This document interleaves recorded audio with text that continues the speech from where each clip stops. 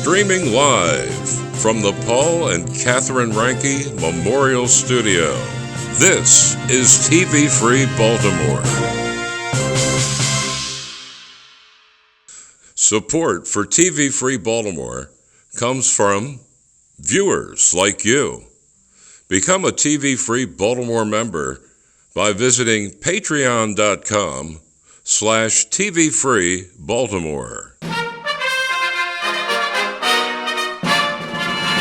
You're watching Maryland Politics here on TV Free Baltimore. Good evening and welcome to Maryland Politics. I'm your host, Louise Baker.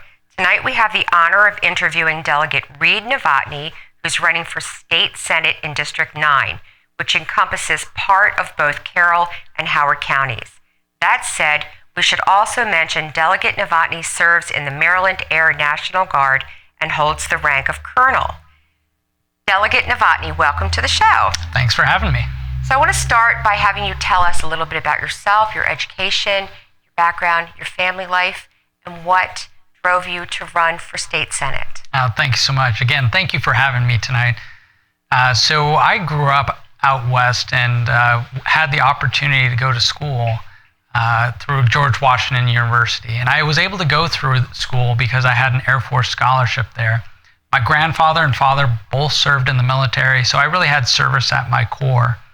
After joining the military, thankfully, I met a very nice woman who was from Carroll County, and we spent the next 10 years moving around the world and actually serving our community and serving our nation. We had our daughter 10 years ago at this point, and when we got back to the Pentagon, I was serving there, and I really thought to myself I should be working and doing something more on behalf of my community. So at that point, I actually left active duty, decided to stay here, and I've been very happy getting to know the residents of Howard County and my neighboring counties and serving on behalf of the state of Maryland. So I'm from Baltimore County, and I have a little flavor or feeling of the flavor of northern Baltimore County. But tell me, what does your district look like being a little bit of Carroll and a little bit of Howard counties together? Yeah, it's great in the sense that Howard and Carroll counties, especially where I live, are very similar. We have a lot of farmland out there. But the interesting part is that during the census that just happened, the 2020 census, we had a lot of growth that happened throughout the entire state, and a lot of it happened in Howard County specifically. So just like we do every 10 years, we actually redrew the political boundaries, and the Democrats who are in charge of the Maryland Senate and the Maryland House drew the map to protect the incumbent that we currently have representing Senate District 9. So what they did was they took a very heavily Republican area out of southern Carroll County and actually moved that into Montgomery County. And this really shores up the current incumbent and her ability to stay there. It doesn't make the news as much as the national level at our U.S. representative areas, but there's an ongoing legal case that should be decided in the next few weeks on whether or not this level of gerrymandering at the state level is actually legal or not. What are the public school system? What's it like in your district? So we moved to Howard County, and I think most people move to where they want to go to raise a family. And we are thankful to have a very good public school really close to our house. And the middle school that my daughter's about to attend is going to be awesome also, along with the high school. But this is kind of my problem. At this point, a lot of our schools are going downhill. There are statistics that have been released that we have lost a lot of learning over the last 2 years. And beyond that, we don't have the visibility into what's being taught at our schools. We actually have a lack of transparency. And really, at this point, our state should be teaching the basics of reading, writing, and arithmetic, which I want them to do. But beyond that, there should be no problem with transparency. And that's one of the reasons I actually put in a bill called the Parents' Bill of Rights, Bill of Educational Rights. And that was to give transparency to the parents, they're the most important stakeholders in our education, and also allow them to have redress against the Board of Education, just in case they had any questions about what was being taught in their schools. Curious, what's the average cost in Maryland to educate a student? So the average cost is about $16,000 per person. And to that point, if you go to a parochial school or a private school, just a non-public school, $16,000 actually goes a very long way. But in our public education, $16,000 doesn't seem like it's enough. Recently, last year, I know we passed Kerwin, or the blueprint for Maryland's educational future. And all that really does is throw good money after bad. So you've often heard that the definition of insanity is doing the same thing and expecting a different result. So at this point, we're going to start new programs. We're going to spend billions of dollars doing it. And most of that money goes to not the teachers who are in the classrooms, but new programs, new administration, and more overhead. To the point that Howard County actually has a $32 million shortfall in their educational budget for just next year. And Kerwin is $1 billion in the hole 5 years out. So they've passed this bill just to spend more of our taxpayers' dollars, but there's not going to be a real uptick in the performance of our students. So you mentioned the Kerwin Commission, which is also known as the blueprint for Maryland's future. How did that get passed, get that through? Yeah, so last year's session was very interesting, and it was interesting for a few reasons. One is the fact that we were going through COVID, and it was very difficult to actually have coherent debate on the floor. But the second part is that allowed some of the Democrats to cram through some of these bills without getting full transparency. So we passed, without my vote, of course, I voted against it. We passed this law. Governor Hogan vetoed it because he knew it was wasteful spending.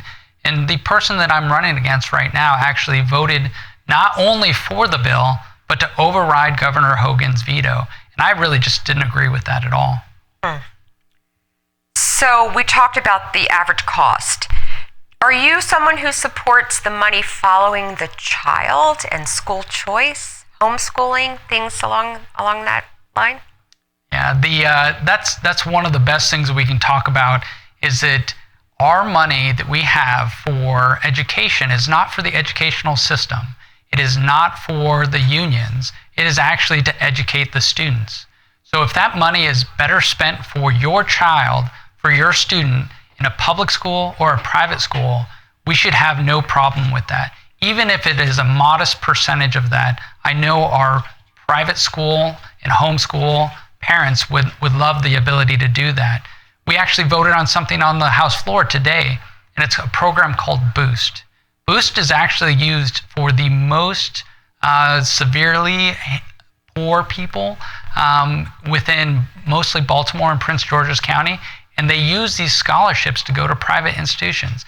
So it helps out the inner city youth to go to these private institutions, and the Democrats want to get rid of that. So a lot of what you're talking about, it all sounds like it falls under the umbrella of parental rights, does it not? It definitely does, and we need more and more people down in Annapolis advocating on behalf of parental rights. What I've seen is almost every vote goes against parental rights, to include anything to do with what we're teaching them, and also if anyone has a question of what's going on, we even passed laws that say health professionals at your school are not allowed to call a parent when there's a problem of mental health. If the child, and we do say child because they're under 18, child does not want that educator or that health counselor to call the parents. And I don't think that's right. I think anything that happens to my child or your child at school should be reported back to that parent. So this actually is making me think about school safety and parents' right to know those types of issues that involve their children on school property and whatnot. So can you talk to me about school resource officers and what your platform would involve in terms of supporting them or adding more? Yeah, there is nothing more that we can do for our kids than to have them safe when they go to school. When I was first appointed by Governor Hogan, the first issues that came up by some of the Democrats who represent Howard County also were to abolish the school resource officers. This is the law officers that are in our schools to keep our kids safe. And you know why? They were following the national narrative that all cops are bad. They were following the national narrative that there is a school to prison pipeline. This is just not true. It's not true in our communities. Howard County State's Attorney has proven it time and time again. You are more likely to go to jail by stealing something in the Columbia Mall than you are at one of our high schools or middle schools. So most importantly, this year, Montgomery County, they actually got rid of their SROs and had a school shooting, the first school shooting after 19 years of having SROs. I believe we should have our SROs and our police officers in our schools. Most importantly, because I send my child to a public school, and I know a lot of my constituents do the same, and we need to have them safe, and I will continuously advocate for them every day in Annapolis. So in addition to this whole notion of defunding the police, you're telling me now there's a notion of defunding our school resource officers. You are exactly right. And it's very sad to me to say we can't agree on school safety. It confuses me. The parents that I talk to about children in schools, they don't even realize that this is an issue. It's because they're doing it behind the scenes, they're doing it slowly. Even our county executive is taking this incremental approach to removing the school resource officers first from the middle schools, but you know what's going to come next. They're going to remove them from the high schools next. And there's too many issues that go on at the schools. In serving in the military, this is the bottom line. We need SROs there because of deterrence. We don't have a big military in the United States to use it every day. We have it for deterrence. We want a police officer there to deter any crime that's going to go on. We need to think of the victims in these cases who are getting either beaten up or in Montgomery County just recently shot at schools. That's who we need to concentrate on. So obviously, if you are that supportive of funding the SROs, I take it you are not supportive, like a lot of our Democrat friends, of defunding the police. Yeah, defunding the police, I think, was a national narrative that was just so poorly timed. There is no one that I know of that really wants to get rid of police. It's the first person people call when they have a problem. They call the police. We need our strong police there.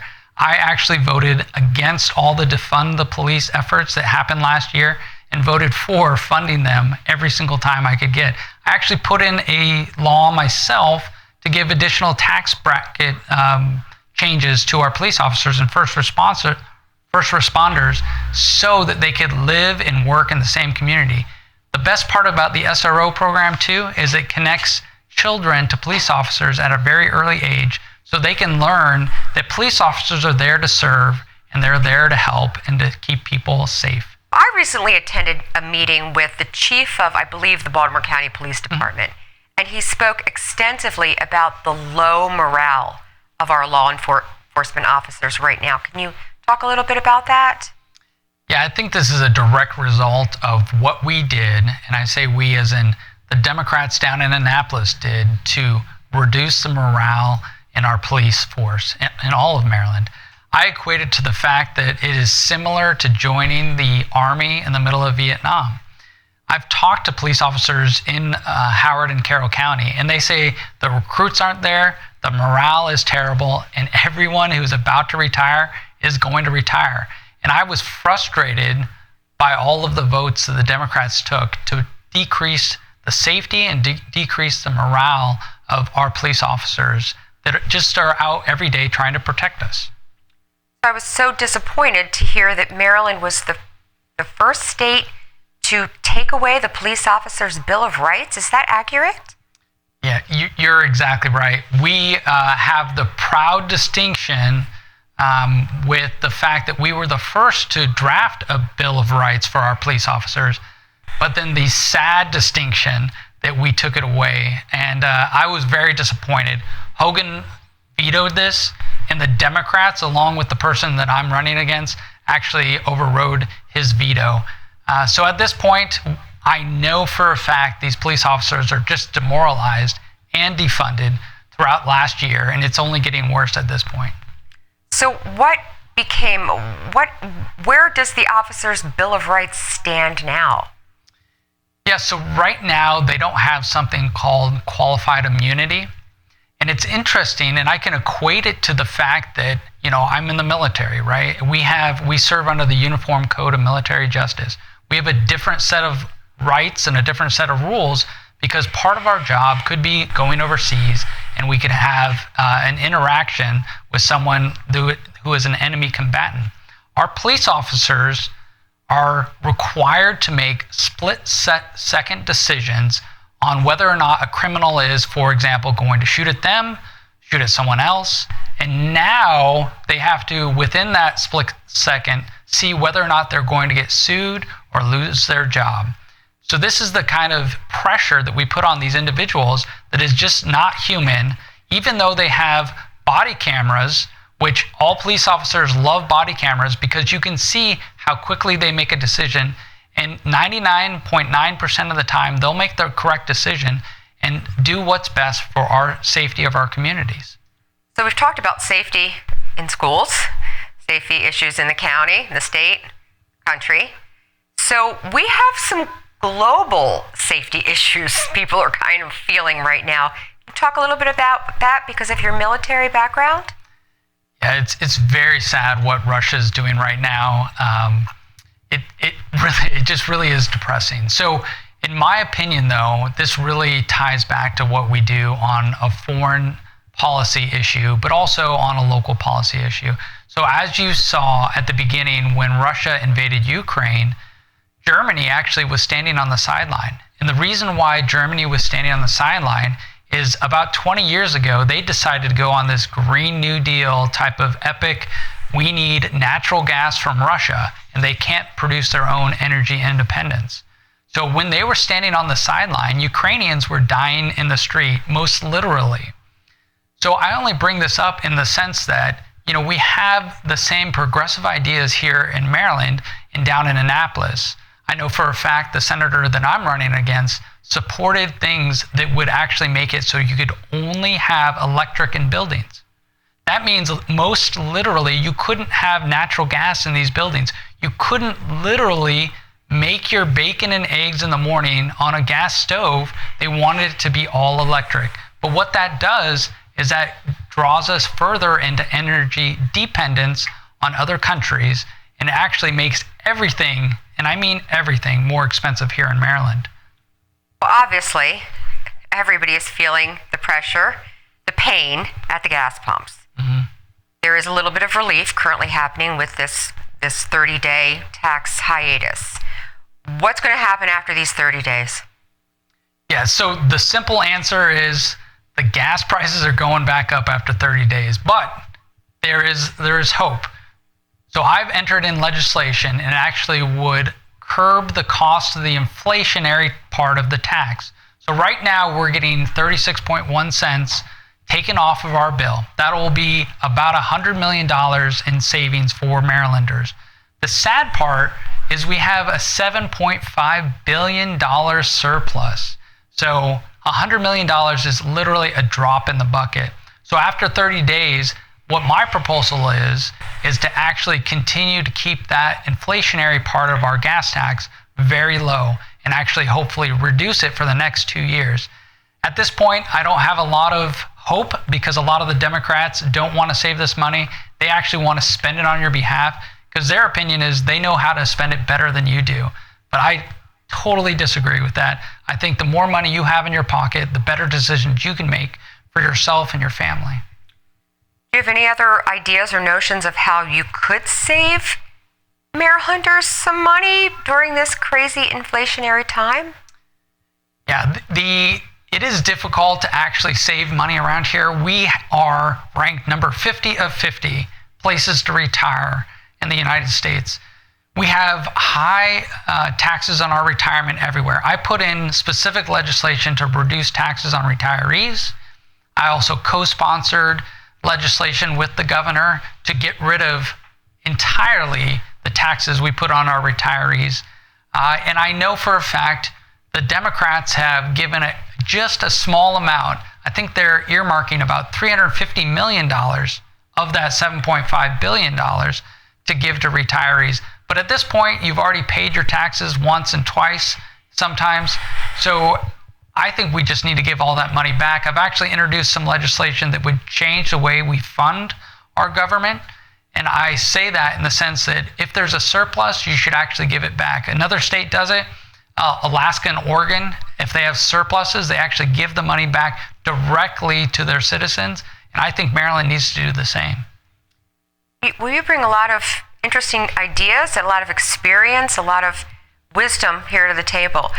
What would be your closing statement to our viewers, and why should they vote for you? Well, again, I will say thank you so much for having me here tonight. It's been such a great honor to share with you and some of the guests. It's really simple, though, at this point. I believe that we need to concentrate on the basics. We need to make sure our schools are good for our students. Parents' rights are protected when their children are going through schools.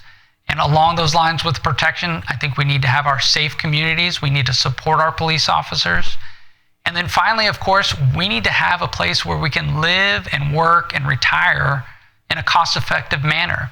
I think you should vote for me because I know that the senator I'm running against is on the opposite side of all of those issues. And I know I will continue to advocate in Maryland and Annapolis for the time you give me down there. Can you please share your contact information with people watching? Sure. The easiest way, of course, is to get to me on any social media or the web at reidnovotny.com, reidnovotny.com, and you can find all the information. And please contact me. I promise I write back to every single email I get. So when you're not going to get some aide or exec, you're going to get me. Just send me a note, and I'll write you a note, and we'll talk soon. Well, Delegate Novotny, Colonel Novotny, thank you very much for spending this time with us this evening. We thank you so much, and I appreciate the team. Thanks for having me here. And thank you for watching TV Free Baltimore, Maryland Politics. Please like and subscribe. I'm your host, Louise Baker. Stay safe, take care, good night, and join us for our next interview. Bye. You're watching Maryland Politics here on TV Free Baltimore.